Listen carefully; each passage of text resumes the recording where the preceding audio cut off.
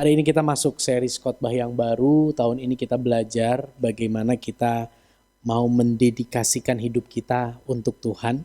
Dan di series khotbah yang kedua ini, sepanjang bulan ini kita akan bicara tentang panggilan Tuhan buat kita. Seringkali kita berpikir bahwa panggilan Tuhan itu bicara bagaimana kita dipanggil menjadi sesuai dengan profesi kita, jadi guru, jadi pendeta, jadi orang tua, jadi suami, jadi istri, ya. Tapi hari ini kita mau belajar sisi lain dari panggilan. Jangan lupa bahwa secara umum Tuhan juga memanggil kita untuk kita menjadi 4 hal ini. Untuk kita menjadi hamba, untuk kita menjadi murid, untuk kita menjadi sahabatnya, dan untuk kita menjadi anak-anaknya. Di dalam semua aspek kehidupan kita, di semua sektor hidup kita, apapun peran kita di keluarga, di masyarakat, di marketplace, di pekerjaan, sebetulnya kita dipanggil untuk mengerjakannya semua dengan sikap hati 4 hal ini. Dan hari ini kita akan belajar yang pertama yaitu servantship atau bicara tentang hidup sebagai hamba Kristus. Apa yang ada dalam bayangan Bapak Ibu Saudara ketika mendengar kata hamba? Ya, kamu menjadi hamba. Mungkin kalau hari-hari ini kita hidup di lingkungan gereja menjadi hamba Kristus, kita berpikirnya langsung, oh ya menjadi hamba Kristus, jadi pengikut Kristus. Tapi bayangkan kalau kita tidak ada di circle gereja, kalau kita nggak hidup di lingkungan gereja, kalau kita hidup tidak ada punya komunitas orang-orang rohani, kata hamba ini menjadi hal yang sangat mengerikan. Ya, di situ saya kasih gambar kata hamba, ada di bawahnya itu orang yang lagi dirantai. Ya, hamba itu sangat identik dengan kata dicangcang, saudara, yang sebentar lagi dicincang gitu ya. Diikat, nggak bisa hidup bebas. Bicara tentang hamba, orang sangat mungkin berpikir tentang kehidupannya yang dikuasai, kehidupan yang dituntut, kehidupan yang direndahkan. Ketika mendengar kata hamba, tidak jarang kita berpikir kalau aku diperhamba maka aku tidak punya hak. Kalau aku diperhamba, aku diperlakukan tidak adil. Aku diperlakukan dengan semena-mena. Mendengar kata hamba, kita mungkin berpikir juga ketika hidup kita diperhamba, berarti itu menggambarkan kita tidak berdaya dan kita tidak memiliki pengharapan. Semuanya diatur, semuanya didrive sama orang yang memperhamba kita. Pernah Bapak Ibu ngalamin hal itu? Mungkin tidak secara lugas orang berkata aku memperhamba kamu, tapi mungkin kita merasa saking kuatnya otoritas itu, saking besarnya pengaruh itu, kita merasa seperti diperbudak sama orang itu. Seperti dipaksa untuk tunduk, nurut sama orang itu, karena kalau enggak, kita akan kehilangan sesuatu. Dan itu kondisi hidup yang sangat meletihkan. Tidak ada seorang pun yang rela dan mau untuk menjadi hamba. Tidak ada seorang pun yang rela hidupnya dikuasai oleh orang lain. Hidupnya tidak ada seorang pun yang rela hidupnya dikekang, diperlakukan tidak adil oleh orang lain. Dengan segala upaya seringkali seseorang mengerjakan sesuatu untuk supaya hidupnya tidak dikendalikan oleh orang-orang di sekitarnya. Pernah dengar istilah, jangan selalu mau dikasih. Karena kalau kamu terus dikasih, kamu terus nerima, orang itu tuh sedang mengerjakan sesuatu yang membuat kamu jadi gak enak hati, yang akhirnya dia atur-atur kamu. Ya saya ingat sekali Bapak Pembina, orang tua saya pernah bilang, kamu kok nurut banget sih sama orang itu? Padahal itu tuh gak baik, kamu kok nurut banget? Gitu ya. Dan ketika orang tua saya bilang kayak begitu, saya marah, tapi setelah itu berapa waktu kemudian, iya ya bener juga ya. Ya. Coba kita renungkan hal ini. Pernah gak kita ngalamin hal tersebut? Pernah gak ada seseorang di dalam kehidupan kita yang begitu mengendalikan kita, yang begitu membuat kita merasa diperlakukan tidak adil, yang membuat kita merasa begitu dituntut, dan kita merasa sangat tertekan. Kalau pernah ngalamin hal itu, siapa yang kita rasa menjadi Tuhan kita? Siapa orangnya? Mungkin orang itu tahu rahasia kita. Sehingga kita nurut sama orang itu. Mungkin orang itu bisa memberi yang kita inginkan sehingga kita nurut sama orang itu sampai satu titik kita mengalami keletihan yang luar biasa. Kita capek untuk hidup seperti itu. Dan perenungannya apa yang kita upayakan untuk kita terbebas. Baik itu di dunia kerja mungkin kita ngalamin itu. Ya. Banyak sekarang postingan-postingan di Instagram. Ya, kemarin juga saya baru ketemu sama anak muda. Saya tanya, kamu kerja di mana? Oh, aku kerja di satu toko elektronik. Oh iya. Udah berapa tahun? 2 tahun. Oh, puji Tuhan ya, 2 tahun. Gimana betah di sana? Betah sih, tapi sistem kerjanya nggak enak katanya. Istri saya tanya, sistem kerjanya nggak enak tuh seperti apa? Ya kerjaan nambah terus, tapi ya gaji mah segitu-segitu aja gitu ya. Terus kenapa nggak resign aja? Aduh sekarang lagi susah cari kerjaan, jadi udahlah biarinlah. Walaupun aku merasa diperlakukan tidak adil, walaupun aku terseok-seok, ataupun aku ngerasa begitu ya tidak enak di situ, tapi ya udahlah. Ya. Saudara, tidak jarang kita mengalami hal ini. Baik di lingkungan kerja maupun di rumah kita merasa tidak adil, di lingkungan keluarga juga mungkin kita pernah mengalami hal itu.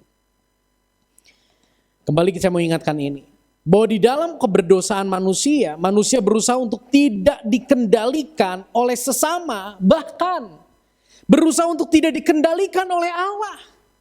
Pernah merasa bahwa firman Tuhan itu malah jadi seperti penghalang aku untuk hidup sukses. Bahwa firman Tuhan itu menjadi sesuatu yang merintangi aku untuk mencapai apa yang aku inginkan. Sepertinya kok ikut Yesus katanya dibebaskan, tapi kok malah jadi seperti diperbudak. Dalam keberdosaan kita tuh tidak mau dikendalikan oleh sesama maupun oleh Allah. Bahkan sejak anak balita dia tidak mau dikendalikan. Betul? Saya nggak pernah tuh bilang ke anak saya, Geva, kalau ada orang yang suruh kamu dan kamu nggak mau, lawan orang itu, pelototin orang itu, marahin orang itu, enggak. Tapi nggak diajarin dia bisa. Kenapa papi larang? Aku mau, enggak. Aku mau. Menunjukkan bahwa di dalam keberdosaan manusia nggak mau dikendalikan oleh siapapun. Dia pengen hidup bebas, bahkan dikendalikan oleh Allah pun dia tidak mau.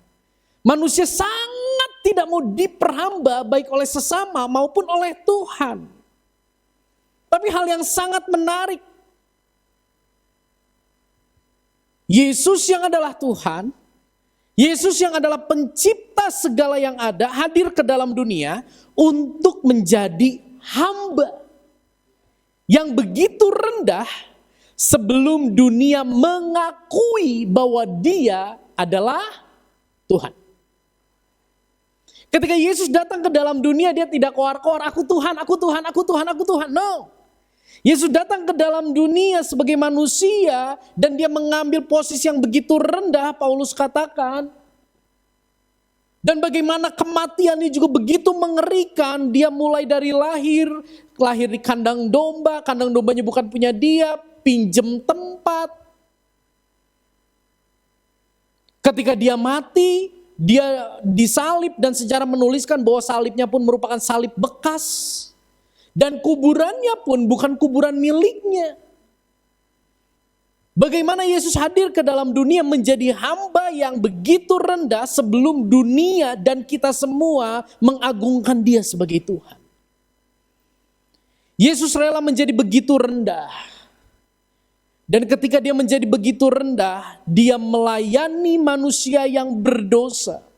Dia menghamba, mengerjakan pelayanan terhadap manusia berdosa dan memberi pengharapan bagi mereka yang berada di titik kehidupan yang terendah. Jadi ketika kita melihat bagaimana manusia begitu menolak untuk diperhamba, tapi kita melihat Yesus Tuhan kita datang ke dalam dunia menyerahkan dirinya sebagai hamba. Siapa yang dia layani? Kita manusia berdosa yang dia layani. Kenapa dia ambil posisi hamba yang begitu rendah? Supaya hari ini ketika kita merasa aku diperhamba, kita merasa aku diperbudak, kita tahu kita tidak sendiri. Karena Yesus pun telah terlebih dahulu mengalami hal tersebut.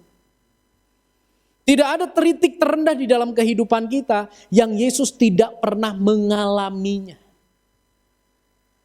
Kita bilang gini ya, anak, kamu gak pernah tua, tapi saya pernah anak. Saya pernah ngalamin apa yang kamu rasain, waktu saya anak saya tahu rasanya. Mungkin kita bilang begitu. Tapi hari ini posisikan, Yesus pribadi yang bilang demikian. Dia sebut nama kita. Tidak ada sedikit pun titik di dalam hidupmu yang tidak pernah aku alami. Aku pernah mengalami titik terendah sekalipun di dalam hidupmu, bahkan lebih rendah dari itu. Kita baca sama-sama Matius 20 ayat 28, 1, 2, 3. Sama seperti anak manusia datang bukan untuk dilayani, melainkan untuk melayani dan untuk memberikan nyawanya menjadi tebusan bagi banyak orang.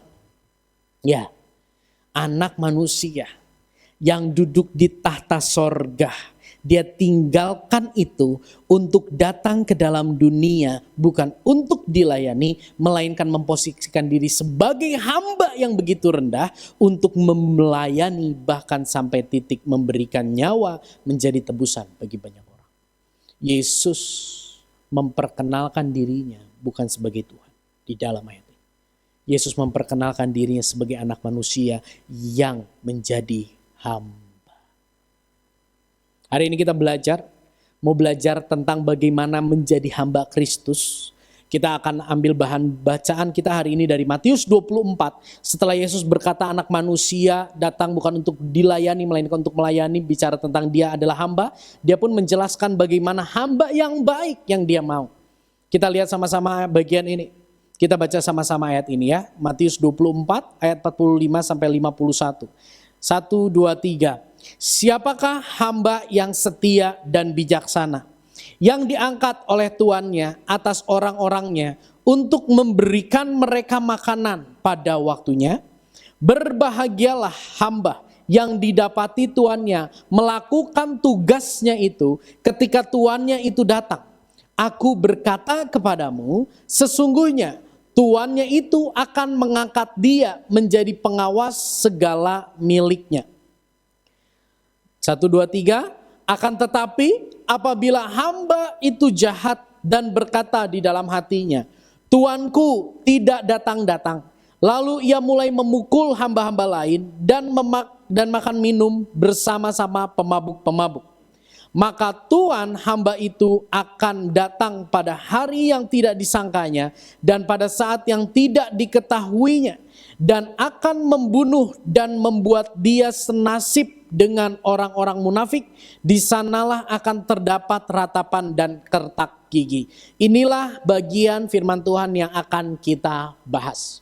Bagian Matius 24 ini, Matius 24 ayat 45 sampai 51 ini ada di dalam rangkaian khotbah Yesus kepada murid tentang akhir zaman.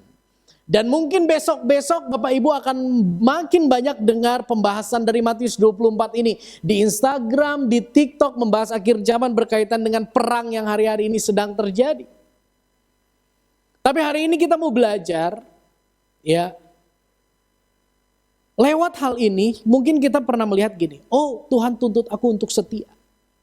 Ya, memang Tuhan ingin kita setia.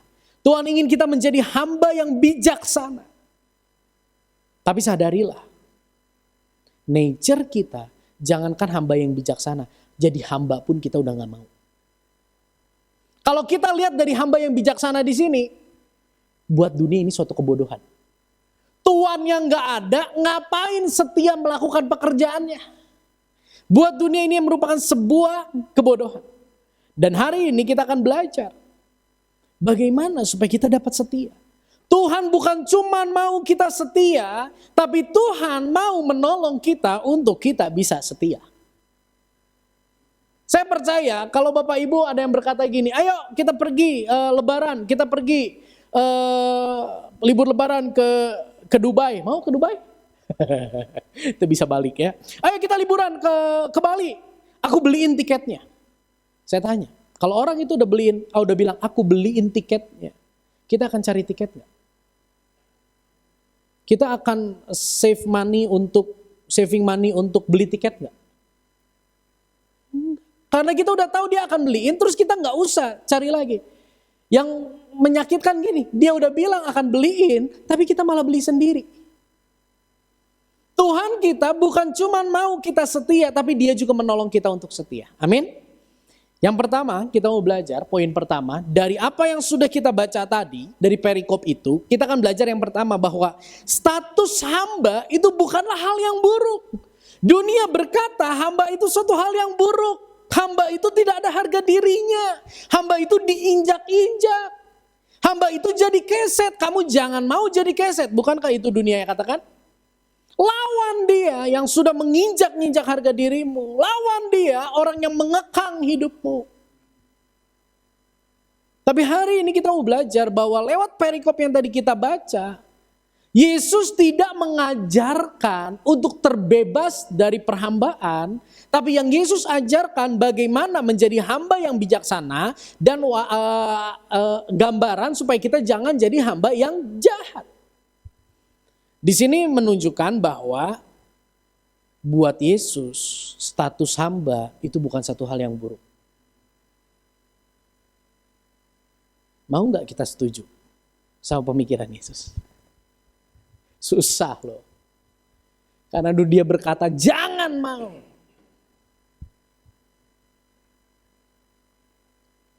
Pertanyaan untuk membahas ini yang kita akan temukan jawabannya di akhir poin 1 adalah, kenapa sih Yesus kok tidak mengajarkan cara untuk umatnya, untuk muridnya terbebas dari perhambaan di perikop ini? Kita masuk sini. Saudara, perhambaan itu begitu identik dengan melayani. Katakan melayani. Sekalipun diperlakukan dengan begitu rendah. Hamba itu bukan pekerja. Hamba itu diperlakukan dengan begitu rendah. Tapi sekalipun diperlakukan begitu rendah, hamba itu harus tetap setia melayani. Itulah perhambaan yang dimaksud di dalam perikop ini. Kenapa Yesus tidak ajarkan untuk bagaimana caranya untuk terbebas dari perhambaan yang hidup di mana fokusnya adalah melayani sekalipun diperlakukan begitu rendah?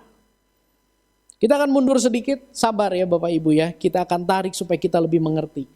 Saya tahu ayat ini gak asing buat kita. Kita baca sama-sama Kejadian 1 ayat 27. 1, 2, 3. Maka Allah menciptakan manusia itu menurut gambarnya. Menurut gambar Allah diciptakannya dia laki-laki dan perempuan diciptakannya mereka. Saudara jemaat yang dikasihi Tuhan, di sini dikatakan Allah menciptakan manusia menurut gambarnya. Seringkali ketika kita mendengar, oh menurut gambarnya berarti Tuhan punya hidung berlubang 2, mata 2, telinga 2, mulut 1. Dan ketika ada orang yang mungkin kelainan, dilahirkan dengan kelainan, tangannya gak ada 1. Apakah itu sesuai dengan gambar Allah? Saya pernah ditanya demikian. Tapi saya mau membawa kita untuk melihat ini.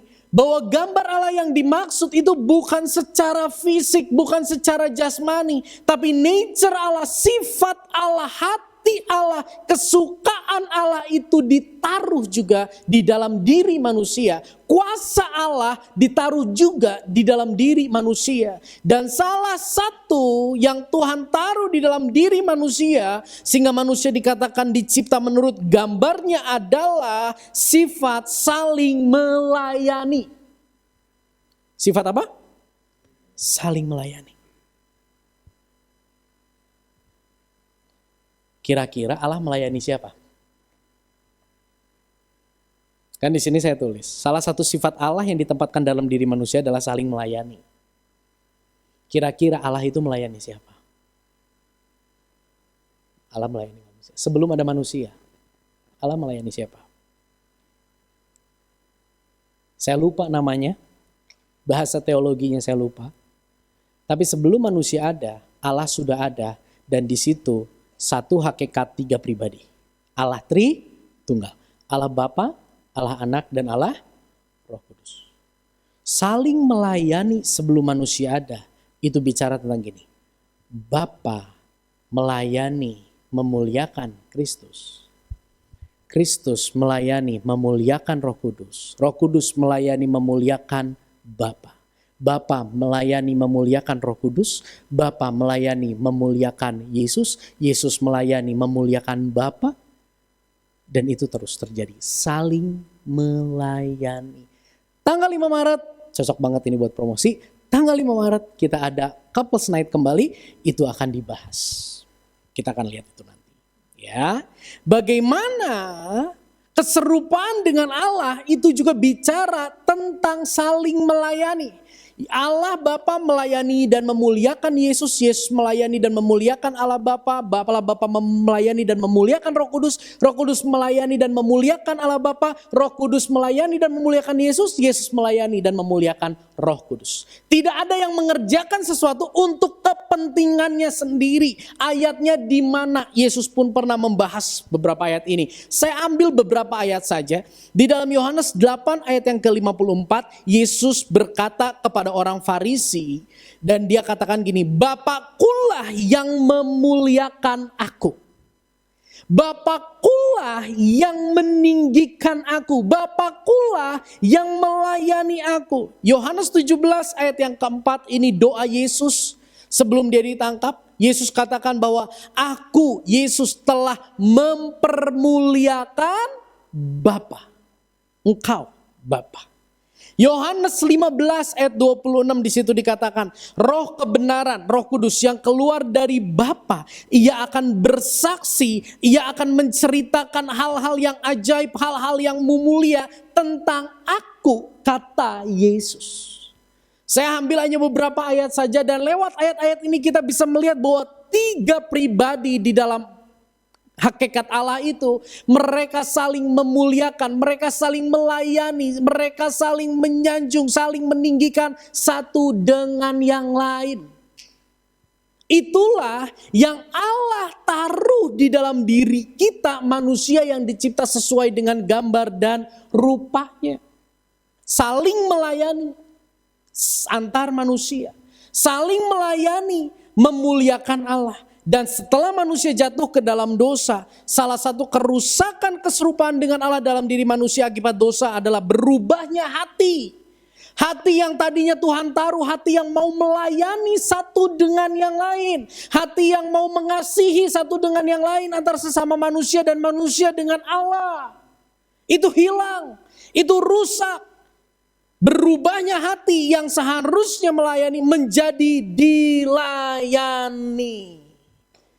Inilah kenapa manusia begitu sulit menerima status sebagai hamba. Karena mereka inginnya dilayani, bukannya mau melayani. Saya berdoa kita sama-sama menyadari keberadaan hati kita hari ini.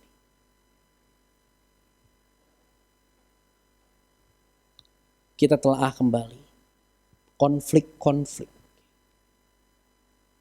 kekecewaan-kekecewaan yang kita alami di rumah, di tempat kerja, di lingkungan, di komunitas, relasi dengan orang-orang di sekitar.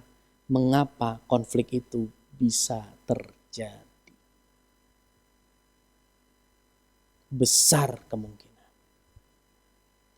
kita ingin dilayani. Besar kemungkinan kekecewaan kita itu muncul karena kita berekspektasi untuk kita dilayani.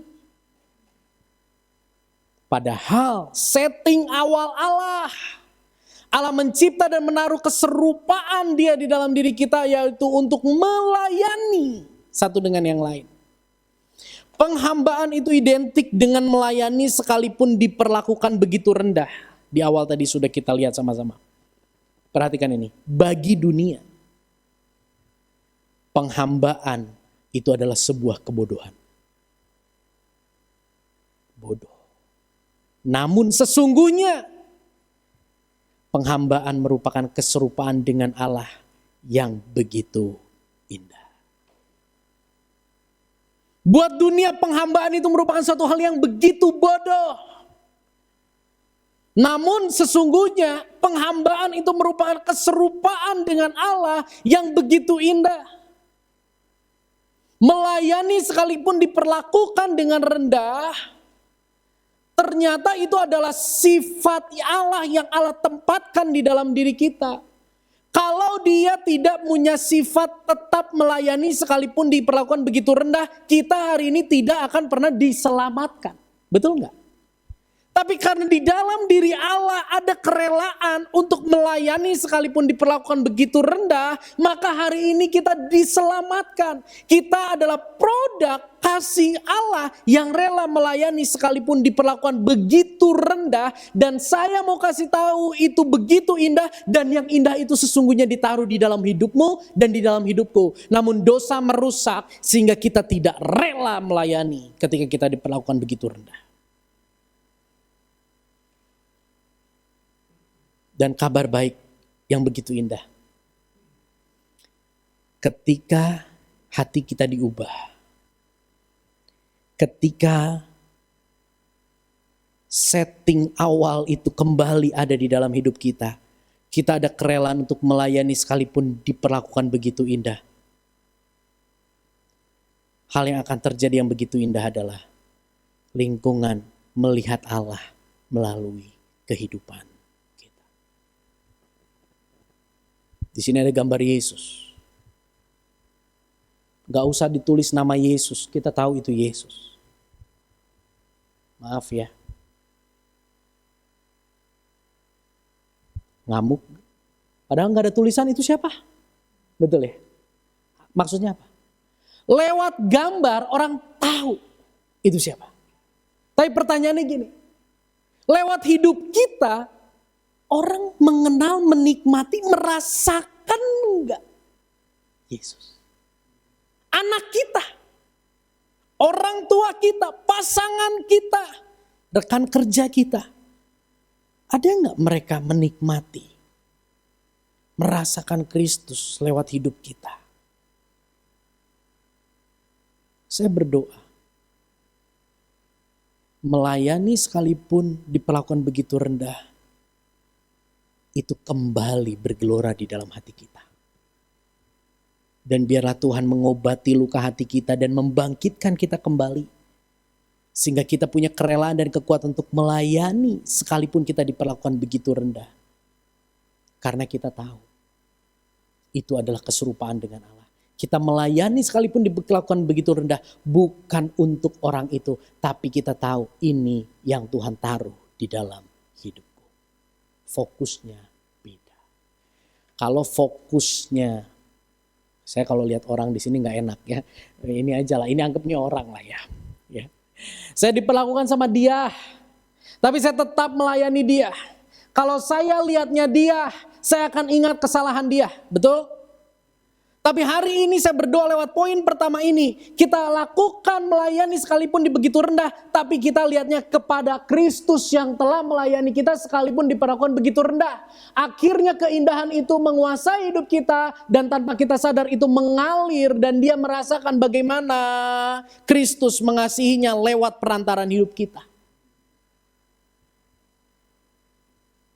Tanpa itu kita gak bisa. Jadi pertanyaan yang di awal tadi poin ini, kenapa Yesus tidak ajarkan untuk kita terbebas dari penghambaan? Kenapa Yesus tidak ajarkan untuk kita terbebas dari kehidupan yang melayani sekalipun diperlakukan begitu rendah? Karena itulah nature Allah. Karena itulah yang dia taruh di dalam hidup kita. Wow. Ketika saya nyiapin ini, waduh Tuhan, Engkau teh pencipta, tapi Engkau teh punya sifat yang begitu indah. Dan ternyata itu ditaruh di dalam diri kita. Ya. Itu yang pertama. Kenapa status hamba itu tidak buruk? Karena itu merupakan sifat Allah yang ditempatkan di dalam diri kita. Yang kedua, Yesus tadi katakan hamba yang bijaksana dan hamba yang jahat. Pertanyaan yang akan kita renungan di poin ini adalah, hamba seperti apakah kita di hadapan Allah? Hamba seperti apakah kita di hadapan Allah? Ya. Kita lihat ini. Hamba yang bijaksana terlebih dahulu. Kita baca sama-sama ayat ini, 1, 2, 3. Berbahagialah hamba yang didapati tuannya melakukan tugasnya itu. Ketika tuannya itu datang, aku berkata kepadamu, sesungguhnya tuannya itu akan mengangkat dia menjadi pengawas segala miliknya. Saudara, kalau diingat tadi dilanjutkan ayat-ayat yang berikutnya, hamba yang jahat berkata, Tuhan tidak datang-datang. Berarti di sini menggambarkan bahwa ada satu kondisi di mana hamba itu dipercayakan satu tugas, tapi tuannya pergi. Hamba yang bijaksana sekalipun tuannya pergi, dia tetap melakukan tugasnya dengan baik. Itu hamba yang bijaksana, betul? Saya urai di sini.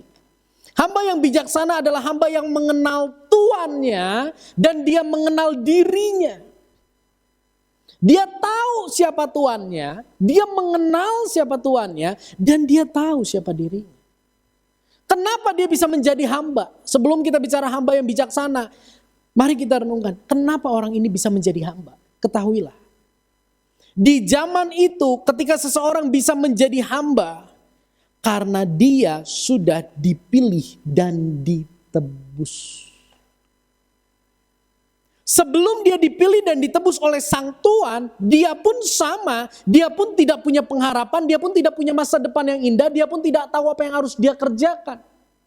Namun ketika dia dipilih dan ditetapkan, ditebus oleh sang tuan, maka dia punya arah hidup yang jelas, dia punya sesuatu yang jelas untuk dia lakukan dan dia kerjakan.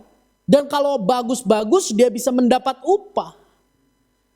Dan ketika hamba yang bijaksana ini dipilih, hei kamu, aku tebus kamu ya, kamu menjadi hambaku. Hamba ini meresponinya dengan ucapan syukur. Dia meresponinya, oh terima kasih, aku diambil dari perdagangan manusia. Dia mengenal Tuhan yang begitu baik, dan dia mengenal dirinya, aku ini sudah ditebus. Akhirnya melahirkan sikap hormat sehingga dia bisa tunduk sekalipun tuannya tidak ada. Dan kita tahu ada upah di balik ketaatannya.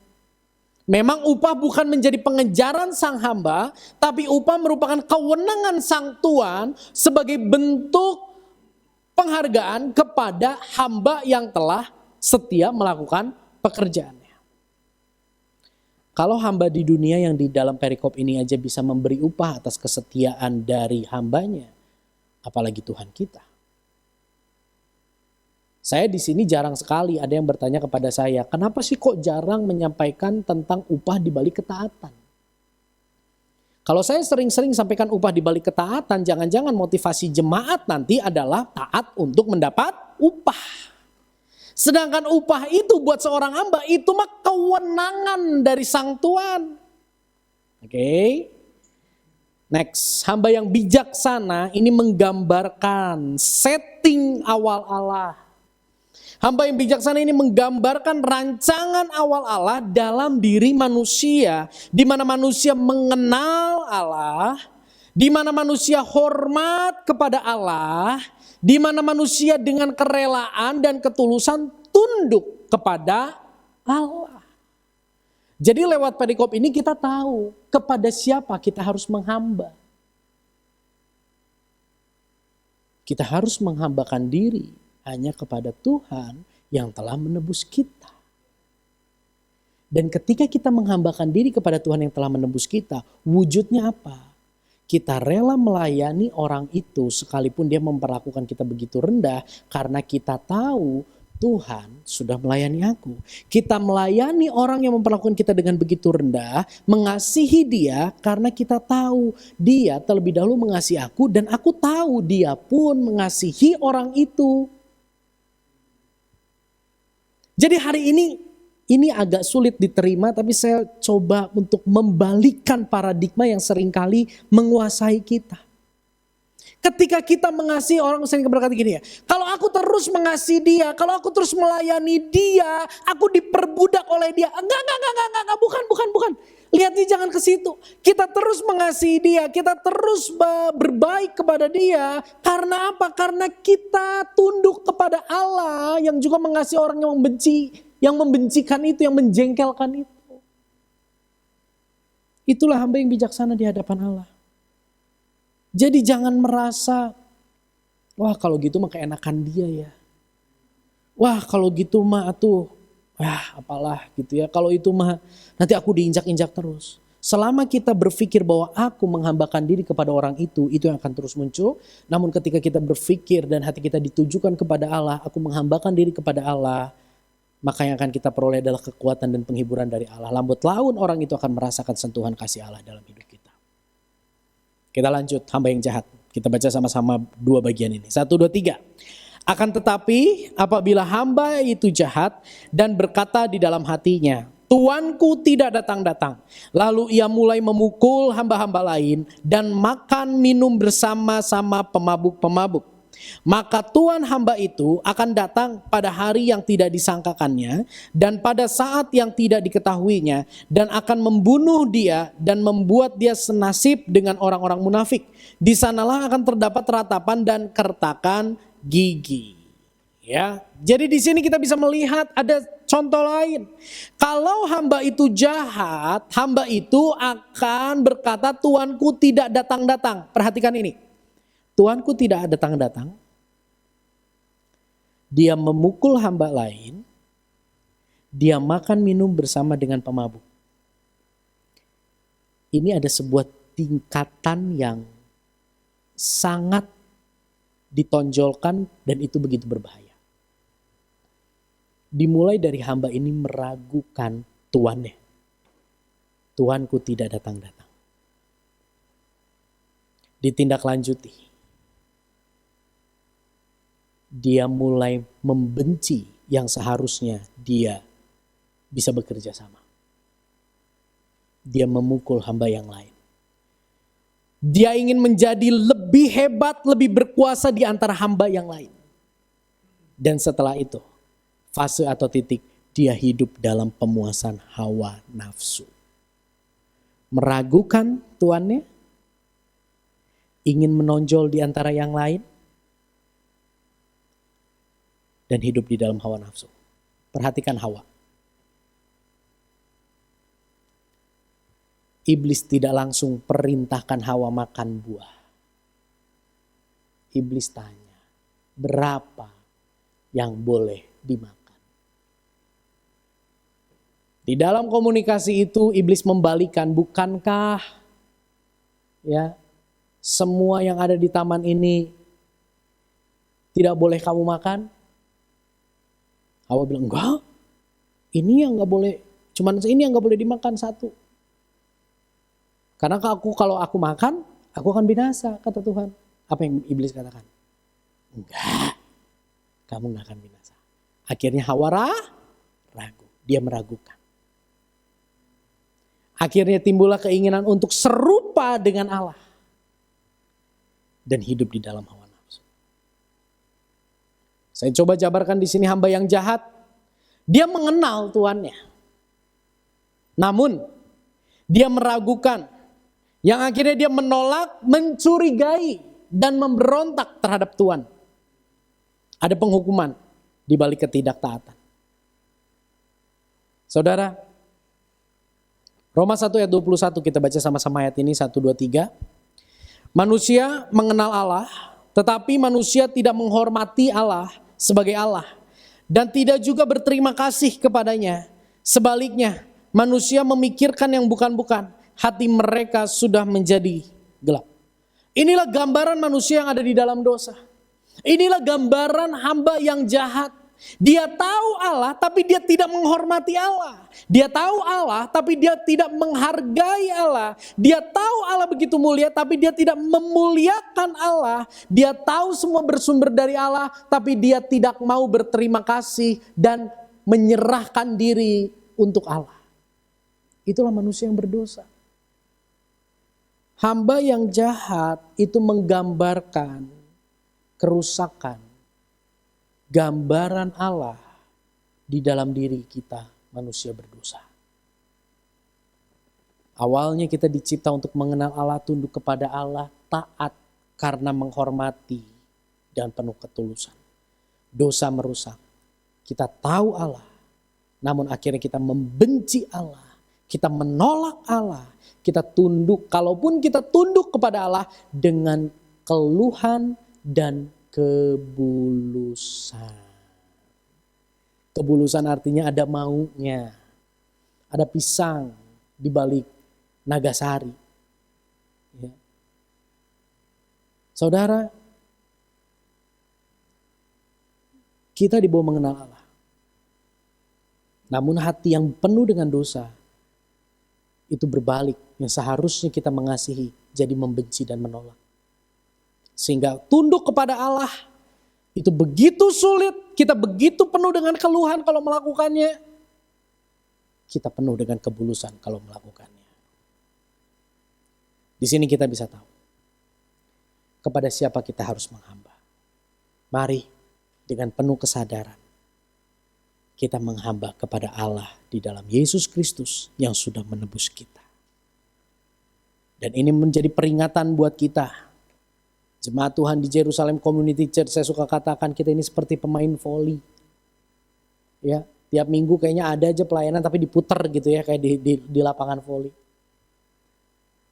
Saya mau katakan gini, melayani Allah, menghamba kepada Allah. Kita baca sama-sama aja lah ya bagian ini. 1, 2, 3. Menghamba kepada Allah bukanlah momen tertentu. Tetapi seluruh kehidupan kita. Aboda. Di Komsel kemarin sempat disinggung ya sama Pak David. Biarlah itu menjadi konsep berpikir kita. Itu menjadi kacamata kita memandang kata menghambakan diri kepada Allah. Melayani Allah itu bukan hanya hari Minggu jam 3 sampai jam setengah 6. Tapi melayani Allah, menghamba kepada Allah itu dimulai selama nafas bisa tertarik dan hembus keluar. Sampai nafas itu berhenti di dalam hidup kita. Itulah kita melayani Allah di dunia. Dan setelah itu kita ngapain? Setelah itu kita melayani Allah, kita pindah tempat. Melayani Allah di sorga mulia. Bersama-sama dengan Dia. Di sana kita memuji Allah. Itulah sifat Allah yang Allah tempatkan di dalam hidup kita. Itu untuk menghambakan diri kepada Allah. Buat dunia ini suatu kebodohan. Tapi ternyata hari ini kita tahu bahwa melayani Allah, menghambakan diri kepada Allah, itu merupakan sifat Allah yang ditaruh di dalam hidup kita. Menarik ya, bayangkan. Sebelum ada manusia, Allah saling memuliakan tadi. Pribadi Allah saling memuliakan. Ketika ada manusia, kita diselamatkan. Kita melihat keagungan Yesus. Kita memuliakan Yesus. Kita bersyukur untuk Roh Kudus. Kita bersyukur untuk Bapa. Dan ketika kita nanti masuk ke dalam sorga. Di sana. Bapa tidak hanya memuliakan Yesus dan sebagainya. Tapi kita sama-sama saling memuliakan. Bukankah ini satu hal yang indah? Yang dunia begitu pandang rendah. Mari renungkan. Merenungkan kehidupan keseharian kita. Hamba seperti apakah kita di hadapan Allah? Apakah kita hamba yang bijaksana dan setia, atau kita hamba yang jahat?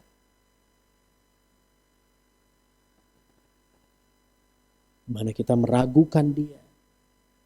Di momen-momen, di keadaan-keadaan tertentu kita meragukan Dia dan kita berpikir di momen ini aku mau mengerjakan apa yang aku pandang baik. Itu seperti hamba yang meragukan Tuannya tidak datang-datang. Yang mulai memukul hamba-hamba lain dan hidup makan minum bersama dengan pemabuk-pemabuk yang penuh dengan hawa nafsu. Seperti apakah kita di hadapan Allah? Dan ketika kita udah dapat hal itu, perenungannya, apakah yang seharusnya kita peroleh?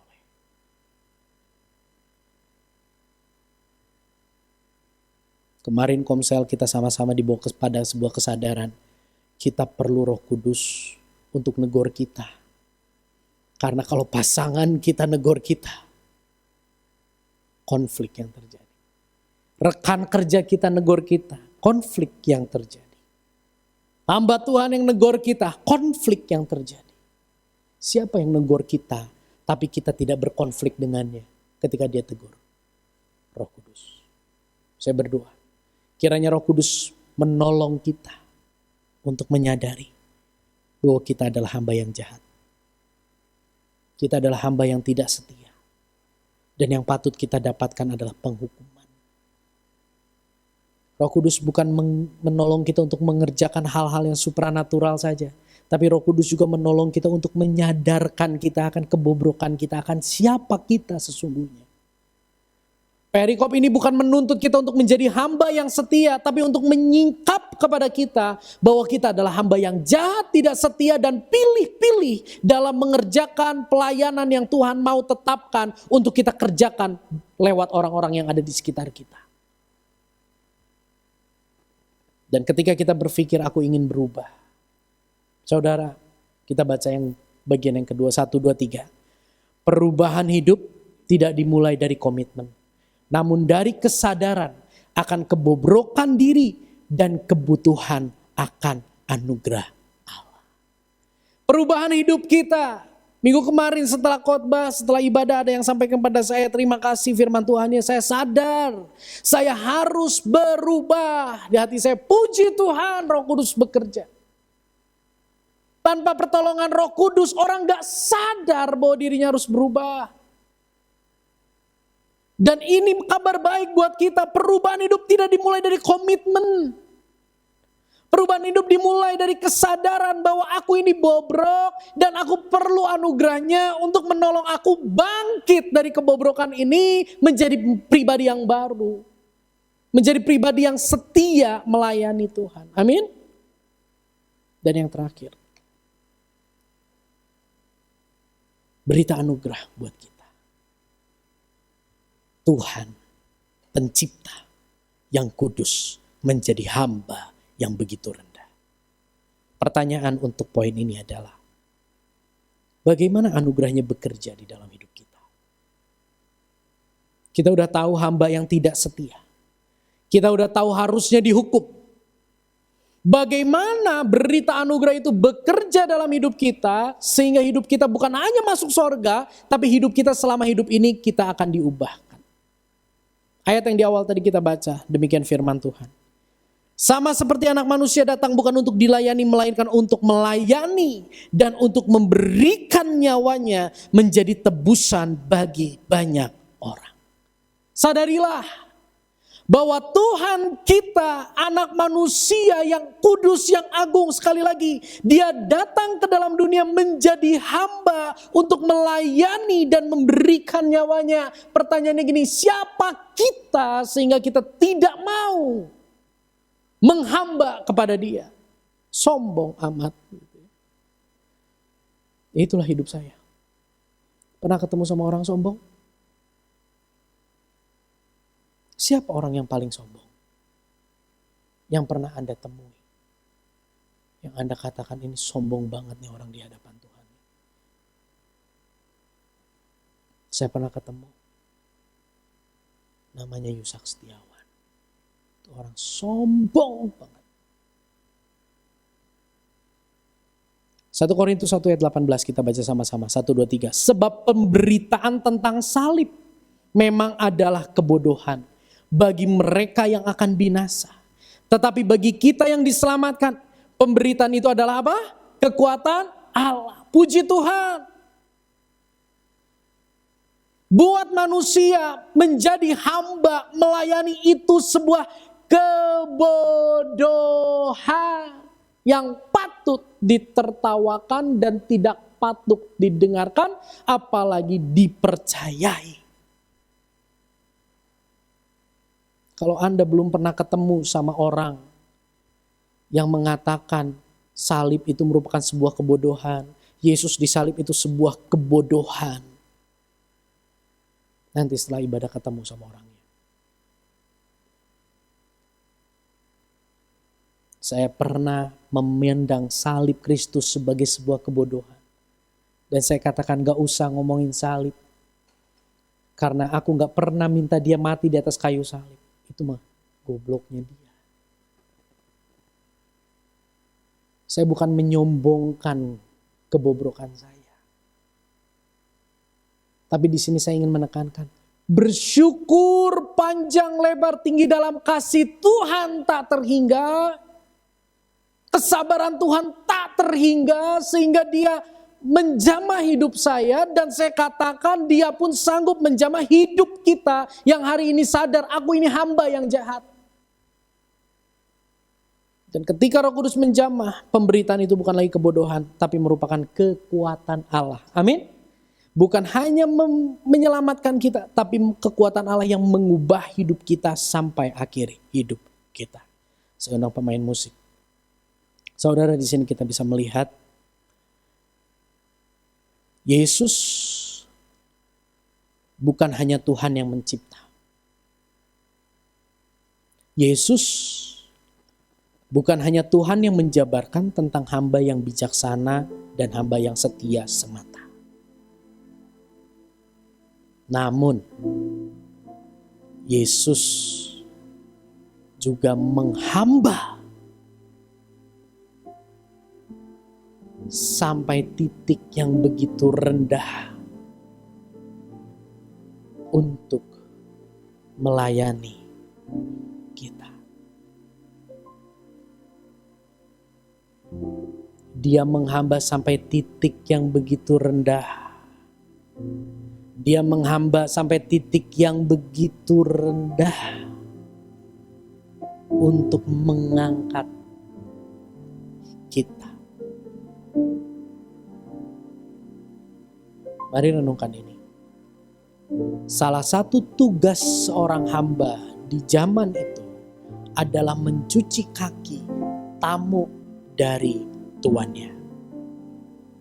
Siapa yang mau datang ke rumah itu, maka hamba itu akan berdiri di depan, dia akan cuci kaki tamu itu, dan tamu itu baru bisa masuk. Itulah salah satu tugas hamba. Dan saya mau katakan, Yesus dengan darahnya mencuci hidup seteru Allah sehingga bersih di hadapan Allah.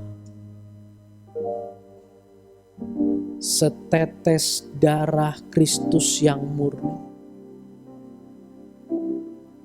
itu menyucikan, itu membasuh, itu membersihkan hidup kita yang adalah seteru Allah.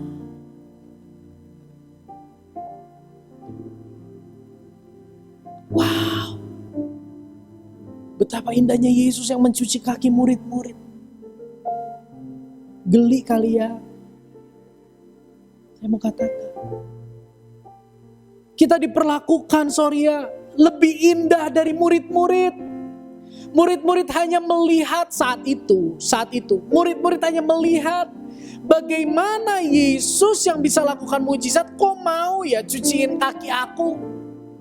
Dan mereka udah wow. Tapi hari ini kita melihat, dan murid-murid juga melihat, kecuali Yudas. Murid-murid juga melihat bagaimana Yesus mati di kayu salib. Hari ini udah ada Roh Kudus yang tolong kita, bahwa darahnya yang tercurah itu bukan curahan yang sia-sia. Darahnya yang tercurah itu menyucikan kita yang adalah seterunya.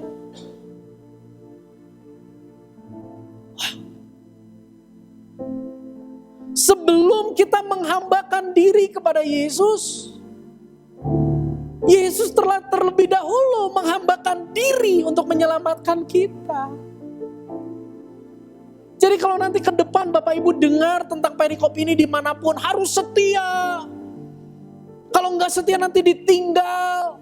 Ya, kita harus setia. Tapi saya berdoa jemaat GCC tidak hanya berpikir harus setia. Kita lihat ke belakang lagi, bahwa dia terlebih dahulu setia. Aku mau setia karena dia terlebih dahulu setia. Aku mau menghamba karena dia terlebih dahulu menghamba untuk aku. Sehingga kesetiaan kita bukan kesetiaan yang semu. Pernah komitmen mau setia tapi gagal? Komitmen mau setia tapi gugur? Kenapa? Karena kita setia karena takut. Tapi Tuhan tidak datang-datang. Bagaimana kita bisa setia terus sampai Tuhan datang? Dengan mengingat dia pun terlebih dahulu melayani kita. Melalui penghambaan yang Yesus lakukan, kita, hamba yang jahat, diluputkan dari murka Allah. Ada satu tradisi di Cina, saya lupa namanya apa, di mana orang kaya diperbolehkan untuk membayar orang lain menggantikan dia menjalani penghukuman di penjara. Di China ada. Dia bayar orang untuk orang itu menggantikan dia menjalani penghukuman di penjara. Di China ada. Tapi di dalam Yesus, kita hamba yang jahat. Kita tidak perlu bayar. Karena kasih-Nya yang besar, dengan kerelaan dan sukacita, Dia mau meluputkan kita dari murka Allah. Dia mau menggantikan kita menanggung murka Allah sehingga kita diluputkan. Hamba yang jahat harusnya dihukum, tapi Yesus menggantikan. Melalui penghambaan Yesus, kita hamba yang jahat, kita diperlakukan dengan sangat baik dan mulia. Di mana hamba yang jahat dilayani oleh penciptanya. Di mana hamba yang jahat dilayani oleh tuannya sampai tuannya mati buat hamba yang jahat. Enggak ada. Inilah kisah romantis paling romantis. Orang romantis di dunia pasti ibu-ibu sepakat bukan suamiku yang paling romantis di dunia. Betul. Jangan berdoa supaya suaminya jadi romantis, tapi lihat firman Tuhan, bagaimana kita sudah diperlakukan begitu romantis, bukan oleh pasangan kita, tapi oleh Yesus, karena hanya Dia yang sanggup mengorbankan dan mau mengorbankan nyawanya untuk aku. Hamba yang jahat diperlakukan sangat istimewa, dilayani oleh Tuhan yang sangat baik. Melalui penghambaan Yesus, kita hamba yang jahat ditundukkan lewat penghambaan yang sempurna. Kita yang tadinya tidak mau menghamba kepada siapapun, tapi kita lewat perenungan ini, kita ditundukkan oleh penghambaan Sang Tuhan yang begitu sempurna. Sehingga hati kita luluh, sehingga kita menyadari, oh iya ya, aku mau berubah. Melalui penghambaan Yesus, kita hamba yang jahat diubahkan hatinya dari dilayani menjadi melayani. Bukan karena orang itu berubah, tapi karena pengenalan kita bertumbuh kepada Tuhan dan kita telah terlebih dahulu dilayani oleh Allah. Meluap kasih Allah lewat hidup kita. Lewat penghambaan Yesus, kita hamba yang jahat dimampukan untuk menjadi hamba yang bijaksana dan setia. Kita sudah mendapati bahwa kita adalah hamba yang jahat. Dan lewat penghambaan Yesus, kita hamba yang jahat dimampukan untuk menjadi hamba yang bijaksana dan setia. Dengan menghamba kepada Tuhan. Tadi kita lihat bagaimana kita hamba yang jahat, Yesus menghambakan diri. Kita akan diubah. Dan setelah kita diubah, kita punya hati menghamba kepada Tuhan. Dengan menghamba kepada Tuhan, kita dimampukan untuk saling menghormati dan mengasihi di dalam rumah tangga kita. Ketika kita sadar aku dipanggil sebagai suami, aku dipanggil sebagai istri, aku dipanggil sebagai orang tua. Bagaimana ya seharusnya bersifat sebagai orang tua? Firman Tuhan katakan, hendaklah kamu menghormati dan mengasihi pasanganmu, anak-anakmu. Anak mengasihi orang tua. Ketika kita tetap menghormati pasangan kita sekalipun dia tidak layak dihormati. Kita mengasihi mereka sekalipun tidak layak dikasihi. Lakukan itu semua dengan sikap hati menghamba kepada Tuhan. Dengan menghamba kepada Tuhan, di dalam pekerjaan dan studi, kita bisa melakukannya dengan penuh tanggung jawab dan integritas. Dengan menghamba kepada Tuhan, kita dimampukan untuk mengampuni, mendoakan, dan mengasihi seteru kita.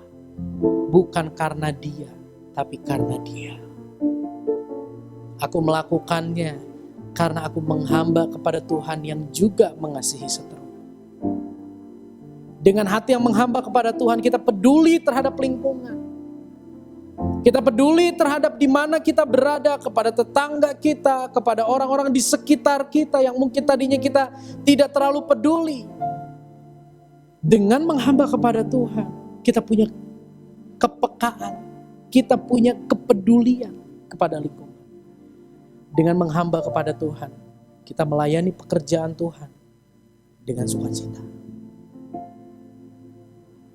Orang rajin lihat kita ke gereja, tapi keluarga kita lah yang melihat kita lakukan dengan sukacita atau keluh kesah. Biarlah dengan menghamba kepada Tuhan, bukan cuma orang lain, orang luar yang kasih jempol karena kita setia melayani pekerjaan Tuhan. Tapi keluarga kita pun melihat, betul, dia melayani Tuhan dengan penuh sukacita.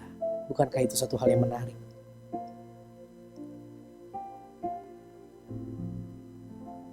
Mari kita renungkan ini. Dalam sisi kehidupan mana kita memerlukan anugerahnya lebih lagi untuk membuat hati kita semakin menghamba dan tunduk kepada Tuhan. Dalam kehidupan berkeluargakah kita perlu anugerah lebih lagi untuk hati kita diubah? Dalam pekerjaan dan usaha, studi, dalam lingkungan, dalam berhadapan dengan seteru, dalam pelayanan di gereja, di dalam hal apa kita perlu anugerahnya lebih untuk kita tunduk menghamba kepada Tuhan, taat melakukan apa yang Dia mau untuk kita kerjakan. Temukan hal itu. Jadikan itu doa setiap waktu. Tuhan kita tidak hanya menuntut kita setia, tapi Tuhan kita dengan kasih dan kuasa-Nya, Dia mau menolong kita untuk menjadi hamba yang taat dan setia sampai akhir hidup kita. Saudara, kalau di rumah dan di lingkungan tidak ada yang menghambakan diri kepada Tuhan, kita lihat semuanya egois, semuanya mementingkan diri sendiri. Pesan saya sebagai gembala hari ini, biarlah kita menjadi satu-satunya yang menghambakan diri kepada Dia. Mau? Kalau nggak ada, biarlah kita jadi satu-satunya. Sama seperti Yesus yang dalam kesendiriannya Dia tetap menghambakan diri sehingga kita diselamatkan dan kita diubahkan. Amin. Kalau pasangan kita tidak menghamba, biarlah kita menjadi satu-satunya menghamba. Yesus juga sendiri. Karena Yesus pernah menghamba sendiri, hari ini kita tidak pernah menghamba seorang diri. Bisa nangkep? Karena Yesus dulu pernah menghamba sendiri, kita hari ini gak pernah menghamba sendiri. Minimal kita berdua sama Tuhan Yesus, menjalani penghambaan itu. Kalau gak ada, biarlah kita menjadi satu-satunya. Minimal di keluarga kita, pasangan dan anak kita melihat satu orang yang menghamba kepada Kristus. Minimal di kantor kita, di sekolah kita, di kampus kita, lingkungan melihat satu orang yang menghamba kepada Kristus. Dan itu dampaknya powerful. Paling terakhir, saya berdoa hati kita dimampukan untuk mengizinkan Allah lebih lagi melayani kita terlebih dahulu. Sehingga kita tidak memiliki alasan untuk tidak melayani Dia dengan sukacita sampai akhir hidup kita. Bapa melayani kita dengan mengirim putra tunggalnya. Yesus melayani kita dengan mengorbankan nyawanya. Roh Kudus melayani kita dengan mengingatkan kita bahwa kita sudah dilayani oleh Bapa dan oleh Kristus. Saya berdoa tidak ada ruang di dalam hati kita untuk kita berkata tidak untuk menghamba kepada Dia sampai akhir hidup kita. Kita kasih tepuk tangan buat Tuhan Yesus yang sudah terlebih dahulu menghambakan diri melayani kita.